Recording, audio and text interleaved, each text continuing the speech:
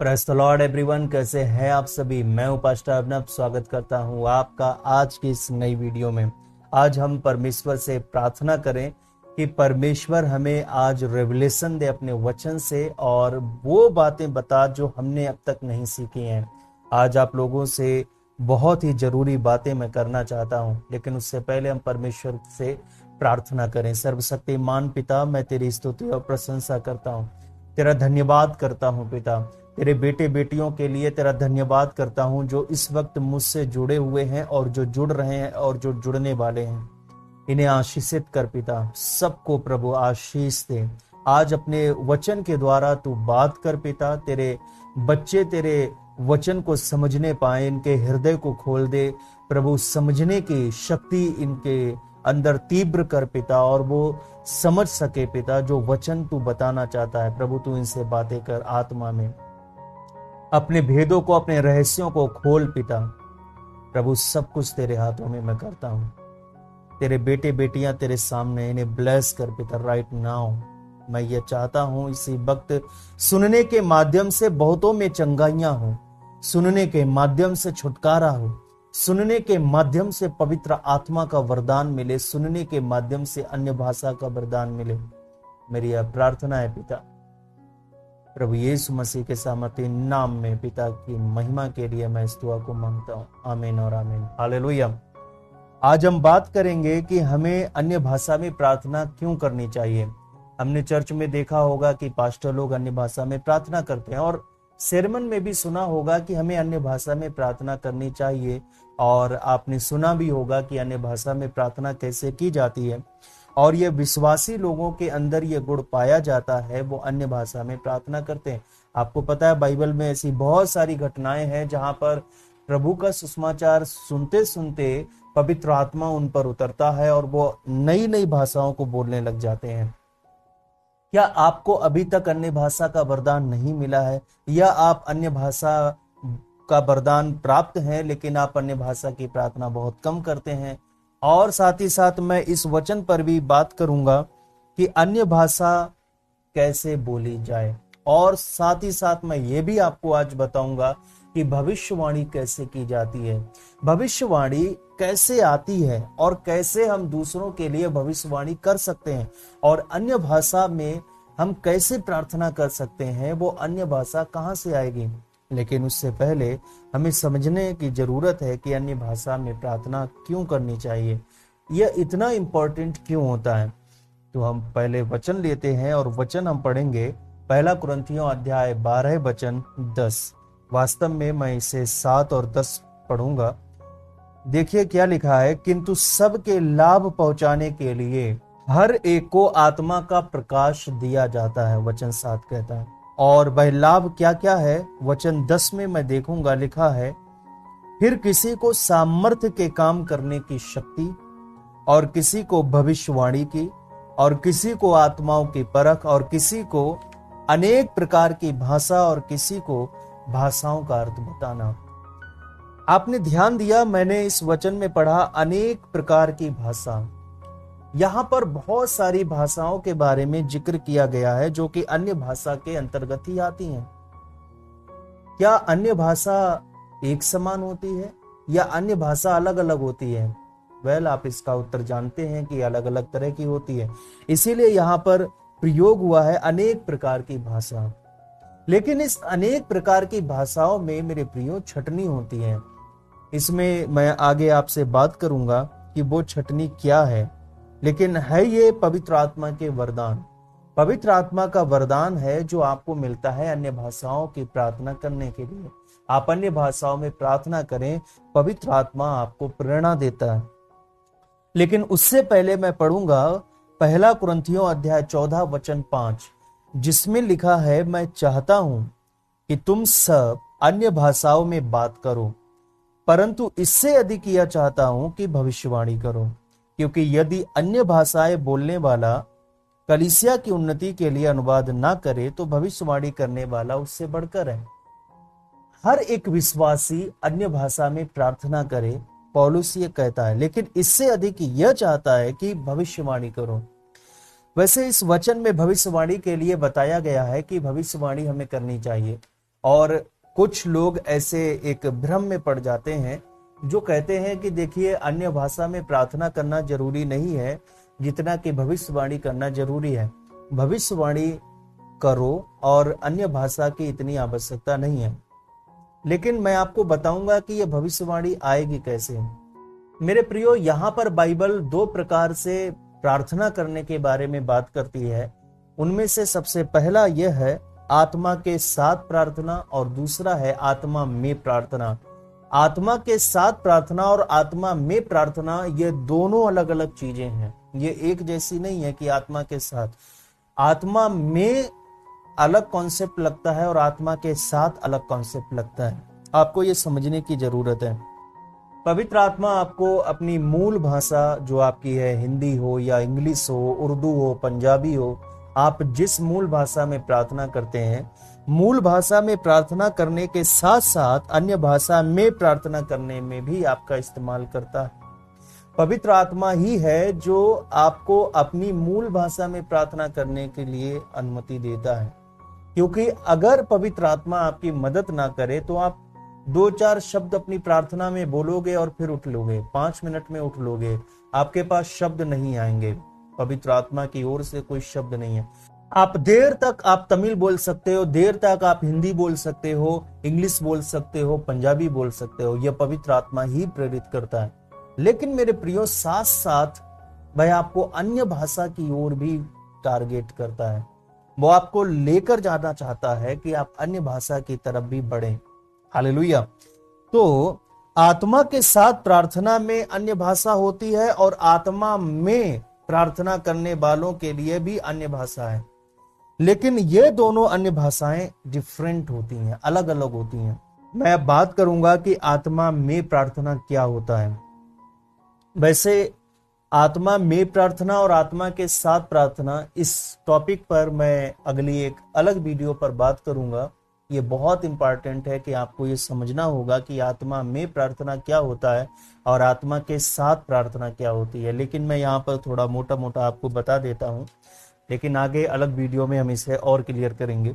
Okay, तो यहाँ पर आप समझिए, आप जब प्रार्थना में जाते हो और आप थोड़ा समय अपने परमेश्वर के साथ व्यतीत करते हो तो वास्तव में आप परमेश्वर की उपस्थिति में जाने लगते हो। और जैसे ही परमेश्वर की उपस्थिति में जाओगे तो पवित्र आत्मा आप पर कब्जा कर लेता है और आप आत्मा में हो जाते हो। यह वही चढ़ है कि आप दूसरों के लिए प्रार्थना करते हैं। मैंने आपको बताया था प्रार्थना करने के क्षेत्रों के बारे में, जिसमें बताया था कि एक ऐसा क्षेत्र आता है, वो 3 क्षेत्र आते हैं जिनमें एक पॉइंट आता है कि हम जब दूसरों के लिए प्रार्थना करते हैं, आत्मा में प्रार्थना करने लग जाते हैं परमेश्वर की उपस्थिति में।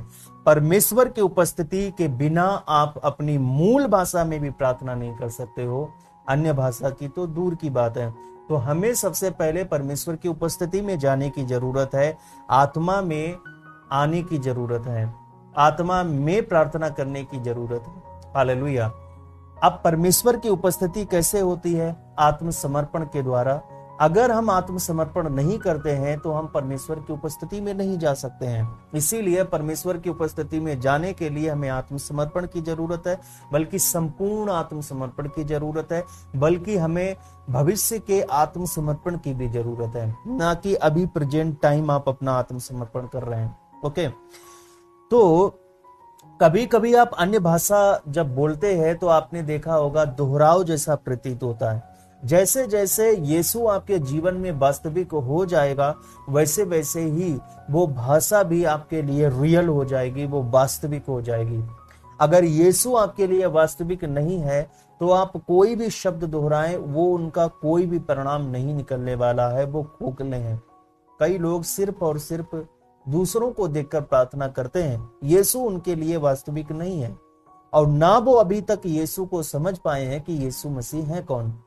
हमें यीशु मसीह को अपने जीवन में वास्तविक होने देना है, उसको रोकना नहीं है। ओके, जब परमेश्वर की उपस्थिति होती है तब आप आत्मा में होते हो।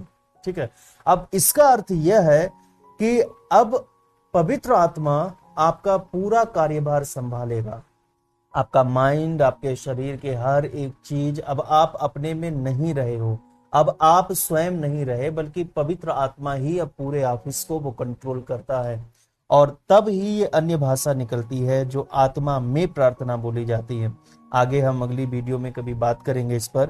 और आत्मा के साथ प्रार्थना क्या होता है, यह प्राइवेट इस्तेमाल और प्राइवेट लाइफ से बिल्कुल अलग होती है। लेकिन हम पहला कुरिन्थियों अध्याय 12 वचन 10 में पढ़ेंगे, क्या लिखा है, फिर किसी को सामर्थ्य के काम करने की शक्ति, और किसी को भविष्यवाणी की, और किसी को आत्माओं की परख, और किसी को अनेक प्रकार की भाषा, और किसी को भाषाओं का अर्थ बताना। यह पवित्र आत्मा के वरदान है। अब प्राइवेट प्रेयर में यहां पर भाषाओं का अर्थ बताने की जरूरत नहीं है। जो यहां पर प्राइवेट आप प्रेयर करोगे, आपको जरूरत नहीं है कि यहां पर कोई इंटरप्रिटेटर हो। लेकिन मेरे प्रियो, अगर आप चर्च में हो, चर्च में आपको जरूरत पड़ेगी कि कोई व्याख्या करने वाला हो। क्योंकि अगर आप अन्य भाषा में प्रार्थना करते हो चर्च में और कोई नहीं समझ पाता है, तो वो आमीन नहीं कह पाएंगे और आप सिर्फ और सिर्फ बड़बड़ाने वाले लगोगे। भाषाओं को समझने के लिए या तो उनके पास वरदान हो समझने का, या फिर व्याख्या करने वाला कोई हो जो उनकी मूल भाषा में ट्रांसलेशन कर सके। अगर वो नहीं है तो आप चर्च में 2 या 4 शब्द कहें, उसके बाद आप चुप हो जाएं। इसीलिए पौलुस ने कहा, अन्य भाषा के बारे में चुनाव करने की बात करी है कि हमें कब अन्य भाषा बोलना चाहिए और कब अन्य भाषा नहीं बोलना चाहिए। तो अगर आप प्राइवेट प्रेयर में हैं, अगर आप पर्सनल प्रेयर में हैं, आप अपने निजी प्रार्थना करते हैं, तो आपको अन्य भाषा करने की बहुत जरूरत है। आप अन्य भाषा में प्रार्थना किया करें, ठीक है। पहला कुरिन्थियों अध्याय 14 वचन 5 में लिखा, मैं चाहता हूं कि तुम सब अन्य भाषाओं में बातें करो। ऐसा नहीं है कि मना किया गया हो कि आप अन्य भाषा में बात ना करो। यहां पर कहा गया है कि मैं चाहता हूं, वो एक चाह बताते हैं कि तुम सब अन्य भाषा में बात करो। यदि व्याख्या ना कर सको या व्याख्या उपलब्ध ना हो तो चर्च में अधिक अन्य भाषा का इस्तेमाल ना करो। लेकिन आज की कलीसिया में ऐसा नहीं होता है। हम देखते हैं कि अन्य भाषा की प्रार्थना लाइव चलती है और बहुत घंटों घंटों प्रार्थना हो, तो उस लाइव को देखने का कोई मतलब ही नहीं रहता। जिसके पास ये समझ ही नहीं है तो उसका कोई मतलब नहीं है। और लोग सिर्फ और सिर्फ एक एक्ट करते हैं, अपनी आंखों को बंद करते हैं और जबरदस्ती महसूस करने की शक्ति करते हैं और उसको समझने की कोशिश करते हैं, जो कि उनके समझ में नहीं आता। आज चर्चेस में हम देखते हैं कि अन्य भाषा में बहुत लंबी और देर तक प्रार्थना होती है। मेरे प्रियो, ऐसा नहीं है।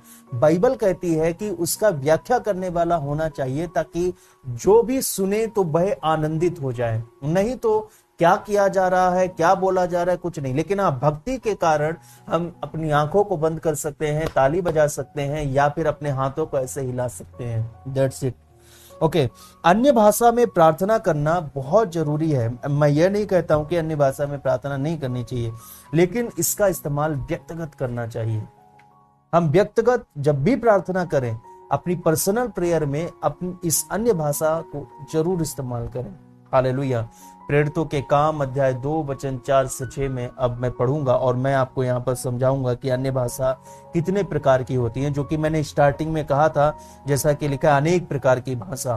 तो यहाँ पर मैं आपको समझाऊंगा। तो सबसे पहले मैं इस वचन को पढ़ता हूँ। प्रेरितों अध्याय 2 वचन 4 से 6 लिखा है, वे सब पवित्र आत्मा से भर गए और जिस प्रकार आत्मा ने उन्हें बोलने की सामर्थ्य दी, वे अन्य भाषा बोलने लगे। आकाश के नीचे की हर एक जाति में से भक्त यहूदी यरूशलेम में रह रहे थे।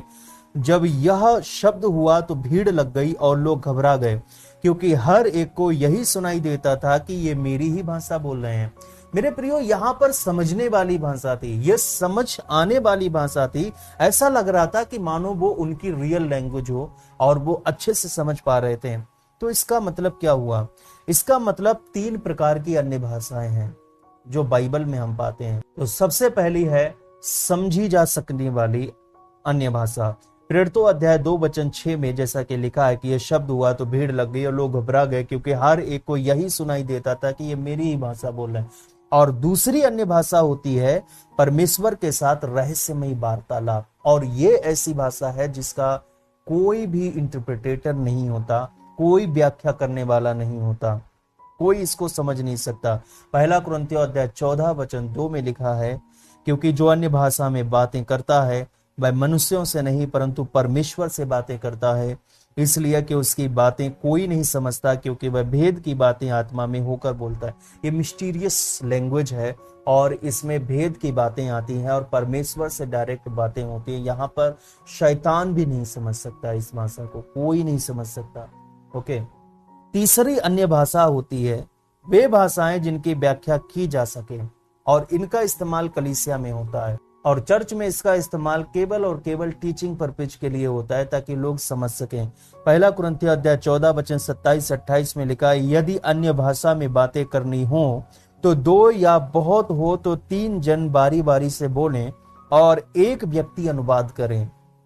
परंतु यदि अनुवाद करने वाला ना हो तो अन्य भाषा बोलने वाला कलीसिया में शांत रहे और अपने मन से और परमेश्वर से बातें करे। तो एक व्यक्ति अनुवाद करने वाला हो, जिसका मतलब कि ऐसी भाषा भी है जिसकी व्याख्या की जा सकती है। तो पहली हो गई, समझ में आएगी, स्वयं व्याख्या करने की जरूरत नहीं है। दूसरी है, कोई नहीं समझ सकता है, एक व्याख्या करने वाला भी नहीं। और तीसरी अन्य भाषा होती है जो व्याख्या करने वाला समझ सकता है। तो यहाँ पर मैंने बात की है कि अन्य भाषा 3 प्रकार की होती है और अन्य भाषा में प्रार्थना करना हमें जरूरी भी होता है एक विश्वासी के रूप में। मरकुस रचित सुसमाचार अध्याय 16 वचन 17 में प्रभु यीशु ने स्वयं अपने मुख से कहा है, विश्वास करने वालों में यह चिन्ह होंगे कि वे मेरे नाम से दुष्ट आत्माओं को निकालेंगे और नई नई भाषा बोलेंगे।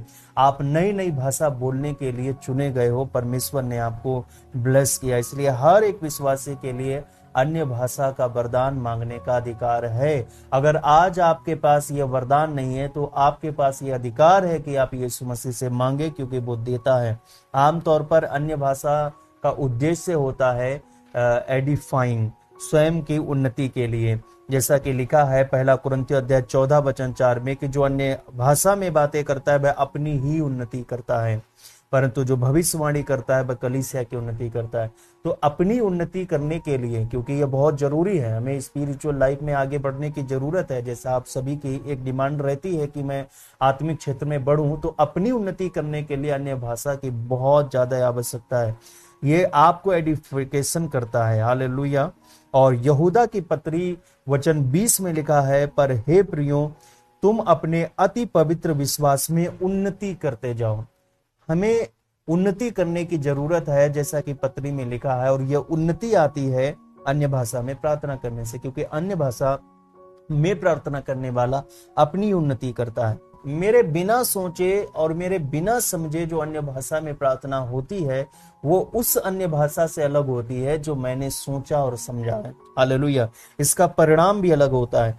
मैं बातें करूंगा, मैं आपको सब कुछ बताऊंगा, और मेरी सहमति के बिना पवित्र आत्मा पूर्ण रूप से कब्जा कर लेता है। मैं फिर कुछ नहीं कर सकता हूं। ऐसा इसलिए होता है क्योंकि मैंने स्टार्टिंग में बताया था आपको कि जब हम परमेश्वर की उपस्थिति में जाते हैं तो सबसे पहले हमें आत्मसमर्पण की जरूरत है। अब आप जब पूरा आत्मसमर्पण कर चुके हैं तो आपके पास यह अधिकार नहीं रह गया है कि आप अब अपने कंट्रोल में रहें, क्योंकि अब पूर्ण आत्मसमर्पण आप पवित्र आत्मा को दे चुके हैं और पवित्र आत्मा ही आपके साथ जो करेगा, जो उसकी मर्जी होगी।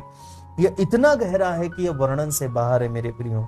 और कभी कभी मेरे प्रियो पवित्र आत्मा ऐसी अन्य भाषा आपको देता है कि आपकी प्रांतीय लैंग्वेज वो होती है, बिल्कुल आसपास में बोली जाने वाली कोई लैंग्वेज होती है और आपने कभी उसको नहीं बोला होगा, लेकिन आप लगातार उसको बोले जा रहे हैं, लगातार बोले जा रहे हैं, भेद की बातें खोले जा रहे हैं। ऐसी एक घटना घटी थी जब पास्टर वेनी ने बताया था एक वीडियो में, उन्होंने चर्चा की थी कि एक स्त्री चर्च में प्रार्थना कर रही थी और एक पास्टर को मारने के लिए एक व्यक्ति आया और वह अपने गन को छिपाए हुए था यहाँ पर, और वह उसकी हत्या करने के लिए आया था बेसिकली। तो फिर क्या हुआ था कि वो जो स्त्री थी प्रार्थना कर रही थी, अचानक से पवित्र आत्मा उस पर आता है और वह अन्य भाषा में प्रार्थना करने लग जाती है।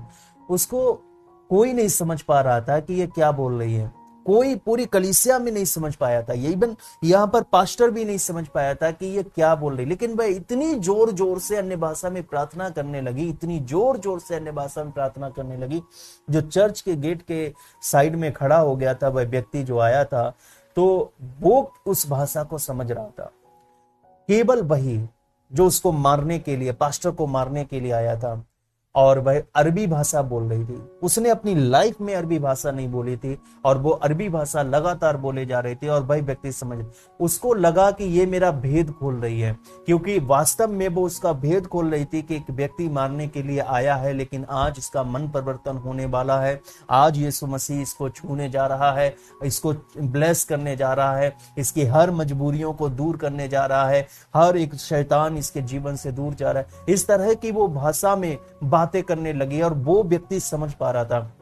और जब उसने देखा कि मेरा भेद पूरा का पूरा खुला जा रहा है, जन्म उसका जब से हुआ तब से सारी चीजें, वो बातें वो खोलने लगी थी, वो स्त्री जो कभी कोई नहीं जानता था, क्योंकि वो गुंडा व्यक्ति था, और कोई नहीं जानता था कि इसके जन्म से लेकर इसके साथ साथ क्या घटना घटी। हर एक घटना का विवरण वो अच्छे से देने लगी थी, जोर जोर से।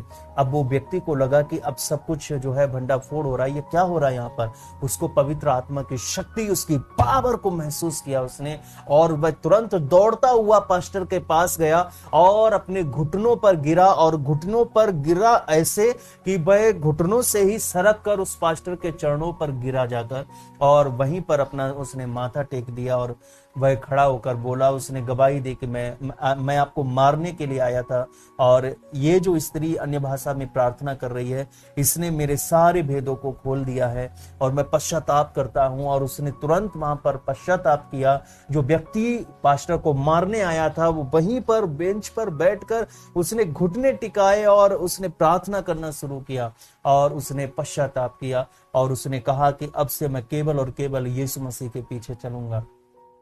मेरे प्रियो, अन्य भाषा बहुत इंपॉर्टेंट होती है, और यह पवित्र आत्मा करवाता है। हालेलुया। इसीलिए इसको कभी भी ये ना समझे कि ये जरूरी नहीं होता है। अगर किसी के पास नहीं है तो इसका मतलब ये नहीं है कि वो दूसरों को भी मना करे या उसमें कमियां निकाले कि नहीं इसमें ऐसा होता है, कि ये कुछ लोग कहते हैं जिब्रिस है या ये कुछ है। तो इस तरह की चीजों पर आप ध्यान, जो पवित्र आत्मा का कार्य, आप आत्मा में चलोगे तो आप समझोगे। आत्मा में चलने वाला ही इसको समझ सकता है, बाकी कमियां निकालने वाले होते हैं। ठीक है, तो ये पवित्र आत्मा है। परमेश्वर की उपस्थिति में जाने की जरूरत है आपको, और आत्मसमर्पण की जरूरत है, पूर्ण आत्मसमर्पण। जब तक आप पूर्ण आत्मसमर्पण नहीं करोगे, आप अन्य भाषा नहीं बोल सकते। तो हमारी भाषा में क्या होता है, हम निर्णय लेते हैं, लेकिन अन्य भाषा में कौन निर्णय लेगा? पवित्र आत्मा। पवित्र आत्मा निर्णय लेता है। लेकिन हाँ, ऐसा कभी कभी होता है कि मैं डिसाइड करता हूं कि मुझे अन्य भाषा बोलना है। वो कब होता है? जो मुझे 2-4 शब्द मुझे याद है, जो रटे हुए हैं, मैं बोल देता हूं। जैसे कि कलीसिया में थैंक यू लॉर्ड जीसस,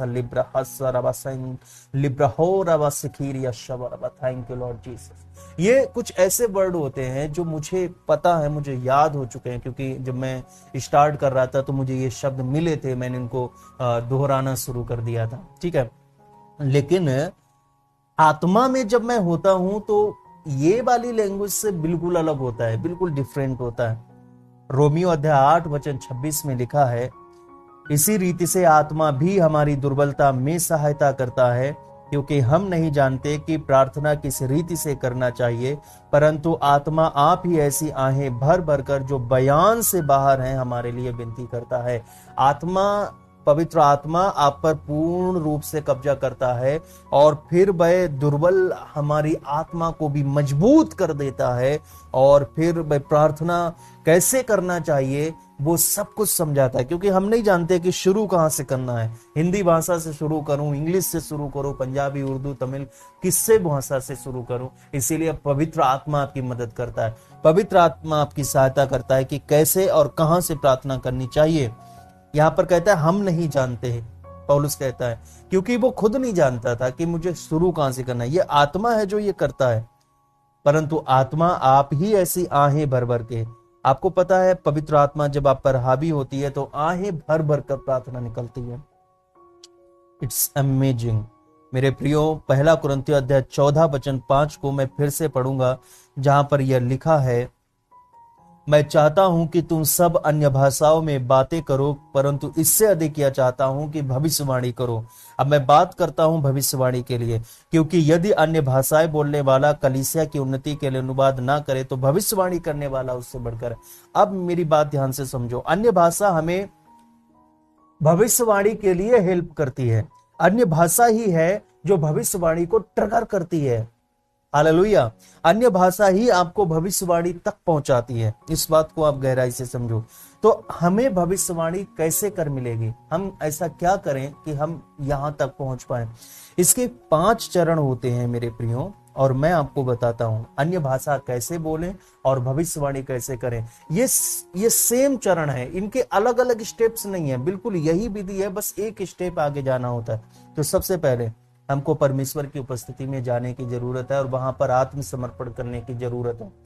हम जब पूर्ण आत्मसमर्पण करेंगे, परमेश्वर की उपस्थिति में जाएंगे, और जब आप परमेश्वर की उपस्थिति में चले जाएं, फिर वहां पर शांत हो जाओ। बी क्वाइट, बिल्कुल शांत हो जाओ, काम डाउन। अपने शरीर को स्थिर करो, अपने मन को स्थिर करो। जो भी आप विचार कर रहे हो, सोच रहे हो, उथल पुथल, सब चीजों को शांत होने दो। कुछ समय लगेगा शांत होने में, ऐसा नहीं है कि आप 1 मिनट में शांत कर लो। आपको 10 मिनट लग सकता है, 20 मिनट लग सकता है, 30 मिनट लग सकता है। जब तक आप शांत ना हो जाओ तब तक आप वहीं पर बैठे रहो, शांत रहो और कोशिश करो बिल्कुल शांत कर लो। कुछ सोच विचार करना बंद कर दो, कुछ भी विचार मत करो। कोई भी एक ख्याल इधर का उधर, या आपका रिश्तेदार, आपकी पत्नी, आपके बच्चे, या कुछ भी टेंशन, सारी चीजें सब बाहर। अब परमेश्वर के ऊपर, क्योंकि आप आत्मसमर्पण कर चुके हो वास्तव में। अब आप पहले ही जब सब कुछ दे चुके हो तो फिर याद करने की क्या जरूरत है। सब कुछ तो आपने दे दिया, अपना सब कुछ पूर्ण कर दिया है, उसको समर्पित कर दिया। अब आपको शांत होने की जरूरत है। हाँ, अब मैं कुछ नहीं रहा। जब आप शून्य हो जाओगे, जब आप बैठ जाओगे, बिल्कुल शांत हो जाओगे, उसके बाद क्या होना है, अब यीशु मसीह को आपके जीवन में वास्तविक होने दो। यीशु मसीह को इतना रियल बनाओ अपनी लाइफ में, मानो भाई आपके पास, बिल्कुल आपके सामने हो, मानो आप यीशु मसीह के आमने सामने हो। इतना रियल हो जाए कि जैसे आप अपने शरीर में हो, वैसे यीशु आपके शरीर में। इतना बड़ा विश्वास कर लो कि यीशु यहीं पर बिल्कुल शरीर के साथ बिल्कुल मेरे सामने, आमने सामने मैं ऐसे बात कर रहा हूं। हालेलुया। फिर क्या होता है, जैसे ही आप यह कर लोगे, अन्य भाषा आपके अंदर से निकलेगी। 3 स्टेप आपने किया, उसके बाद अपने आप जो होगा वो है अन्य भाषा। क्योंकि अब आत्मा आपके ऊपर पूरी तरह से कब्जा करेगा। यीशु वास्तविक हो गया तो आत्मा आपके ऊपर अब कब्जा करेगा। अब क्या होगा, आपके अंदर से अन्य अन्य भाषाएं निकलेंगे। आप अन्य भाषा में प्रार्थना करना शुरू कर दोगे, या वही घड़ी होती है आप दूसरों के लिए भी प्रार्थना करना शुरू कर दोगे। यह बिल्कुल लास्ट एक क्षेत्र होता है जहां पर ये सब कुछ होता है। हालेलुया। इसके बाद अब आप कहोगे कि मैं भविष्यवाणी करूं, जैसा कि प्रभु का वचन कहता है कि भविष्यवाणी सबसे उत्तम होता है, अन्य भाषा से बढ़कर भविष्यवाणी। तो इसी से एक पॉइंट आगे आ जाओ। जब आप अन्य भाषा आपके अंदर से निकलने लग जाएगी, जब आप परमेश्वर की उपस्थिति में जाओगे, आप आत्मसमर्पण कर लोगे, फिर उसके बाद आप शांत हो जाओगे, फिर यीशु मसीह को बिल्कुल रियल होने दोगे, अन्य भाषा आपके अंदर से निकलेगी। इसके बाद, इसके आगे क्या है, इसके आगे भी कुछ है। हालेलुया। वो है ट्रिगर टू प्रोफेसी। अब आप प्रोफेसी के लिए ट्रिगर करो कि आप प्रोफेसी चाहते हो, आप प्रोफेसी के लिए ट्रिगर करो। और फिर क्या होता है मेरे प्रियो, ऐसा होने पर या ऐसा करने पर परमेश्वर आपसे और आपके माध्यम से दूसरों से बातें करना शुरू कर देगा। यही वो घड़ी होती है, आपसे बोलना शुरू करेगा, या फिर आप जिसके लिए भविष्यवाणी चाहते हो या आप कलीसिया में हो तो दूसरों से आप बातें करना शुरू कर दोगे और आप भविष्यवाणी के शब्द बोलना शुरू कर दोगे। यह वही जगह है जहां पर आपको अन्य लोगों के लिए भविष्य सूचक संदेश मिलते हैं, क्योंकि वास्तव में परमेश्वर आपसे बात कर रहा होता है और परमेश्वर आपसे भविष्य सूचक वर्ड आपको देता है और आप वो वर्ड रिपीट करना शुरू कर देते हो और आपको नहीं पता कि आप क्या कर रहे हो, लेकिन आप भविष्य के शब्दों को बोलना शुरू कर रहे हो। या परमेश्वर आपके लिए जो वर्ड देगा तो वो आपके माइंड में रह जाएंगे। आप आफ्टर प्रेयर आपके माइंड में वो रह जाएगा, वो वर्ड रिमेन कर लो और आप बता सकते हो कि जब मैं प्रार्थना कर रहा था तो मुझे भविष्यवाणी मिली, मुझे ये वचन मिला। हालेलुया। ऐसे करके ये वर्ड हमारे पास आता है, भविष्यवाणी हमारे पास आती है, यही भविष्यवाणी है। हालेलुया। इसीलिए कहा गया भविष्यवाणी इससे बढ़कर है। लोग क्या करते हैं, क्यों कहा गया अन्य भाषा से बढ़कर भविष्यवाणी? क्योंकि अन्य भाषा बोलने के बाद आगे बढ़ते नहीं है लोग। ठीक है, इसके आगे नहीं जा रहे हैं, इसके आगे भविष्यवाणी है, ट्रिगर करने की जरूरत है, इसके आगे भविष्यवाणी है।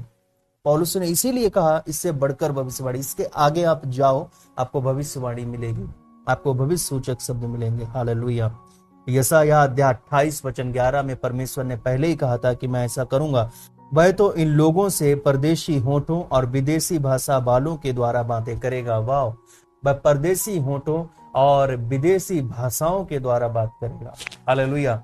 आपने कभी नोटिस किया कि आप जब प्रार्थना कर रहे होते हो तो अचानक से आपके वर्ड, आपके होंठ लड़खड़ाने लगते हैं, आपके शब्द टूटे फूटे निकलने लगते हैं, और ये कोई ना कोई शब्द आपको देता है और आप उन शब्दों को दोहरा सकते हो क्योंकि आप आत्मा में हो, और उसके बीच शैतान एंटर नहीं कर सकता है। इसको आप गांठ बांध कर रखिए कि शैतान आपको वर्ड नहीं दे सकता। जब आप परमेश्वर से बात कर रहे हो तो परमेश्वर रिप्लाई देगा, ना कि शैतान। ठीक है, तो कभी भी इस भ्रम में ना रहिए कि ये शैतान की ओर के वर्ड हो सकते हैं। देखिए, आप अन्य भाषा में जब आप परमेश्वर से प्रार्थना कर रहे हो, परमेश्वर की उपस्थिति में, आपने आत्मसमर्पण परमेश्वर को किया, तो प्रार्थना करते करते जो वर्ड लड़खड़ा कर आपको एक वर्ड मिल रहा है तो आप उसको बोल सकते हो। ठीक है, और आप जब आपको बार बार ये वर्ड मिले तो आप बार बार बोले और धीरे धीरे आप अन्य भाषा को बोलना शुरू कर दोगे। ठीक है, आपको पता है पास्टर बेन्नी हिन जब भी प्रार्थना सभाओं में